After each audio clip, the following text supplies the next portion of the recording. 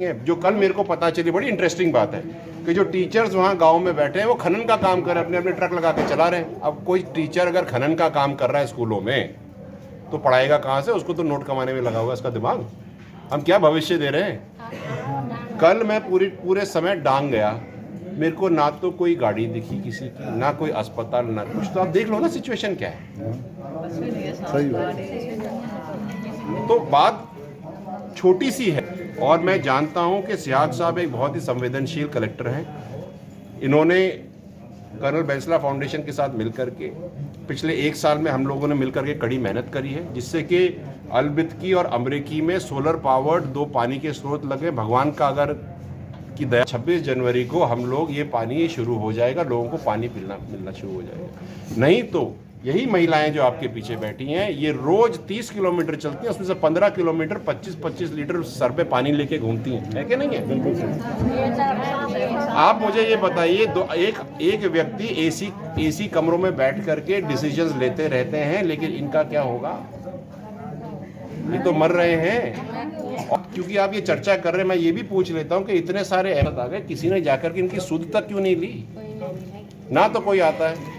अब अगर 5 साल में एक बार आप ये समझ सकते हो कि यहाँ पे पोलिंग बूथ लग सकता है, तो क्या यहाँ पे टीकाकरण नहीं लग सकता? हर एक गांव में 50-50 लोग हैं जो आंखों से विचलित हैं, उनको दिखाई नहीं दे रहा। क्या हम कैंप नहीं लगा सकते? क्या नेता कर क्या ना है? एक दिन है मेरे मायने में 74 साल से हम लोग जो लोग डांग में रह रहे हैं बिना बिजली और बिना पानी के, आज सबके सब कलेक्ट्रेट आए। आप मेरे पीछे देख रहे महिलाएं हैं, बाहर पुरुष बैठे हैं, यहाँ पे बगल में पुरुष बैठे, ये सबके सब अपनी विपदाओं का हल कराने आए और कलेक्ट्रेट में कलेक्टर के कॉन्फ्रेंस रूम में बैठ करके ये अनपढ़ दबे हुए लोग अपनी बात कह रहे हैं। इससे बड़ी बात तो हमारे भारतवर्ष के लिए और राजस्थान के लिए तो हो ही नहीं सकती। तो पहले तो आप सबको इस बात का साधुवाद।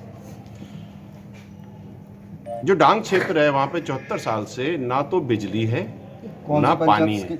आप मेरी बात सुनिएगा, ना तो बिजली है और ना है पानी और ना है रोड, और जो अस्पताल है पीएचसी हैं वो दूर दूर तक हैं, 12-12 किलोमीटर है। 9 किलोमीटर जहां पर जाने में 2 घंटे लगे, तो एक प्रसव में उस महिला का क्या हाल होता होगा जो टूटी फूटी रोडों में जाती है? इनसे पूछिए। साल में 3 या 4 महिलाओं का तो देहांत हो जाता है, बच्चे पता नहीं कितने जिंदे बचते हैं या नहीं बचते। सही कह रहे? तो जब ये हालत है तो इन लोगों ने अपना दम दिखाया। कल मैं अमरीकी चौबे की डांग क्षेत्र में गया था, कर्नल बैंसला फाउंडेशन के तहत मैं वहाँ गया था। पानी वानी का काम हम कर रहे हैं और मैंने कहा कि फाउंडेशन के तहत जैसे कर्नल साहब ने ये कहा है कि गुड हेल्थ और गुड एजुकेशन पे हम काम करेंगे, तो जहाँ पर पीने का पानी नहीं है हम वहीं से शुरू करेंगे। तो वहाँ से हमने शुरू किया। अब सबके सब आए हैं, कलेक्टर साहब से बात हुई है। अब भगवान से यही प्रार्थना है कि प्रशासन कुछ कर पाए और इनको इनकी मूलभूत सुविधाएं मिल पाए। इसमें 20 रुपए का इलाज, ये क्या लॉजिक है? दूसरी बात, ना तो वहाँ एएनएम आ रहा है ना जीएनएम, कुछ नहीं आ रहा है, कोई हिसाब किताब नहीं है। एएनएम पर ग्रामीणों ने आरोप लगाए हैं। आरोप नहीं लगाए भाई साहब, उन्होंने ये कहा है कि आते नहीं है, आते ही नहीं है। तो अब वो बात कर लेंगे, पता कर लेंगे। जो और ना है पानी और ना है रोड, और जो अस्पताल है पीएचसी हैं वो दूर दूर तक हैं, 12-12 किलोमीटर है। 9 किलोमीटर जहाँ पर जाने में 2 घंटे लगे, तो एक प्रसव में उस महिला का क्या हाल होता होगा जो टूटी फूटी रोडों में जाती है? इनसे पूछिए। साल में 3 या 4 महिलाओं का तो देहांत हो जाता है, बच्चे पता नहीं कितने जिंदे बचते हैं या नहीं बचते। सही कह रहे हो? तो जब ये हालत है तो इन लोगों ने अपना दम दिखाया। कल मैं अमरीकी चौबे की डांग क्षेत्र में गया था, कर्नल बैंसला फाउंडेशन के तहत मैं वहाँ गया था। पानी वानी का काम हम कर रहे हैं और मैंने कहा कि फाउंडेशन के तहत जैसे कर्नल साहब ने ये कहा है कि गुड हेल्थ और गुड एजुकेशन पे हम काम करेंगे, तो जहाँ पर पीने का पानी नहीं है वहीं से शुरू करेंगे। तो वहाँ से हमने शुरू किया। अब सबके सब आए हैं, कलेक्टर साहब से बात हुई है। अब भगवान से यही प्रार्थना है कि प्रशासन कुछ कर पाए और इनको इनकी मूलभूत सुविधाएं मिल पाए, कम से कम ये जिंदा तो ढंग से रहें। आपको मैं ये बताऊं कि किसी भी इस गांव से कैला देवी जो हॉस्पिटल पड़ता है वहां आने के लिए टैक्सी वाला या गाड़ी वाला 1500 रुपये लेता है। अगर जिसको बुखार है 20 रुपये की तो पैरासीटामोल की गोली आती है और 1500 रुपये का वो तो अपने कैब को दे देगा, टैक्सी को दे देगा, गाड़ी को दे देगा। तो 170 रुपये इसमें 20 रुपये का इलाज, ये क्या लॉजिक है? दूसरी बात, ना तो वहाँ एएनएम आ रहा है ना जीएनएम, कुछ नहीं आ रहे, कोई हिसाब किताब नहीं है। एएनएम पर ग्रामीणों ने आरोप लगाए हैं। आरोप नहीं लगाए भाई साहब, उन्होंने ये कहा है कि आते नहीं हैं। आते ही नहीं है। तो अब वो बात कर लेंगे, पता कर लेंगे। जो कल मेरे को पता चली, बड़ी इंटरेस्टिंग बात है कि जो टीचर्स वहाँ गांव में बैठे हैं वो खनन का काम कर रहे हैं, अपने अपने ट्रक लगा के चला रहे हैं। अब कोई टीचर अगर खनन का काम कर रहा है स्कूलों में तो पढ़ाएगा कहाँ से? उसको तो नोट कमाने में लगा हुआ उसका दिमाग। हम क्या भविष्य दे रहे हैं? कल मैं पूरे समय डांग गया, मेरे को ना तो कोई गाड़ी दिखी किसी की, ना कोई अस्पताल, ना कुछ। तो आप देख लो ना सिचुएशन क्या है। तो बात छोटी सी है कि हम भी भारत के नागरिक हैं, हमें भी मूलभूत सुविधाएं दे दो। और मैं जानता हूं कि सियाग साहब एक बहुत ही संवेदनशील कलेक्टर हैं। इन्होंने कर्नल बैंसला फाउंडेशन के साथ मिलकर के पिछले 1 साल में हम लोगों ने मिलकर के कड़ी मेहनत करी है, जिससे कि अलबितकी और अमरीकी में सोलर पावर्ड 2 पानी के स्रोत लगे। भगवान का अगर की दया रही तो 26 जनवरी को हम लोग ये पानी शुरू हो जाएगा, लोगों को पानी मिलना शुरू हो जाएगा। नहीं तो यही महिलाएं जो आपके पीछे बैठी हैं, ये रोज 30 किलोमीटर चलती हैं, उसमें से 15 किलोमीटर 25-25 लीटर सर पे पानी लेके घूमती है कि नहीं है? आप मुझे ये बताइए, एक व्यक्ति एसी कमरों में बैठ करके डिसीजंस लेते रहते हैं, लेकिन इनका क्या होगा? ये तो मर रहे हैं। और क्योंकि आप ये चर्चा कर रहे हैं, मैं ये भी पूछ लेता हूँ कि इतने सारे एमएलए आ गए, इतने सारे सांसद आ गए, किसी ने जाकर के इनकी सुध तक क्यों नहीं ली? ना तो कोई आता है। अब अगर 5 साल में एक बार आप ये समझ सकते हो कि यहाँ पे पोलिंग बूथ लग सकता है, तो क्या यहाँ पे एक टीकाकरण नहीं लग सकता? हर एक गांव में 50-50 लोग हैं जो आंखों से विचलित हैं, उनको दिखाई नहीं दे रहा। क्या हम कैंप नहीं लगा सकते? क्या नेता कर क्या रहे हैं?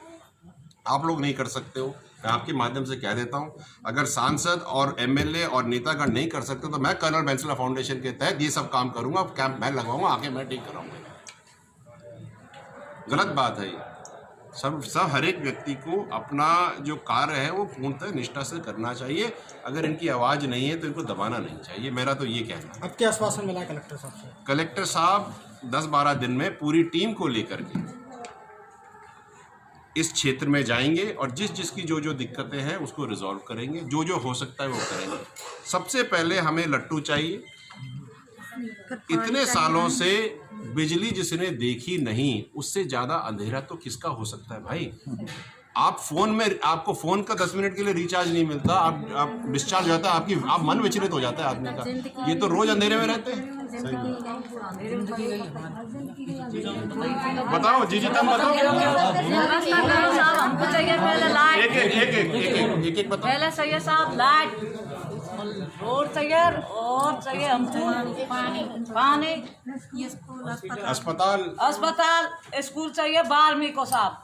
हम जाएंगे नहीं, हमारे बच्चा की माटी है और हमारी तो हैगी माटी। सर अगर अभी भी आपकी समस्या नहीं होती है पूरी, तो आगे की आपकी क्या बोले? हमारी तो माटी है।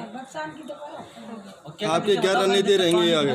देखो ऐसा है, हम गुहार लगा सकते हैं, हम बात कर सकते हैं, फिर मैं कुछ नहीं करूँगा, फिर यही करेंगे,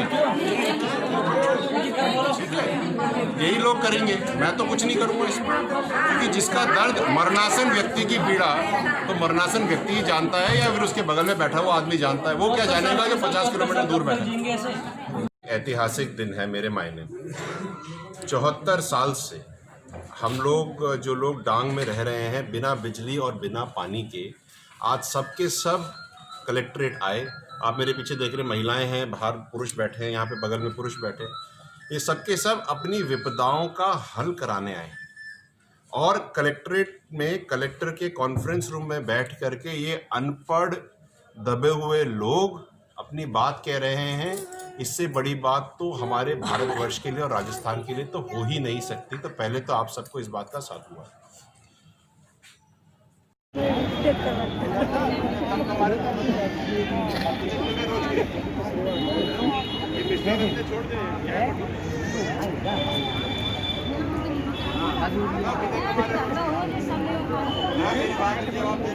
कितना कमा रहे हो रोज का ये बताओ।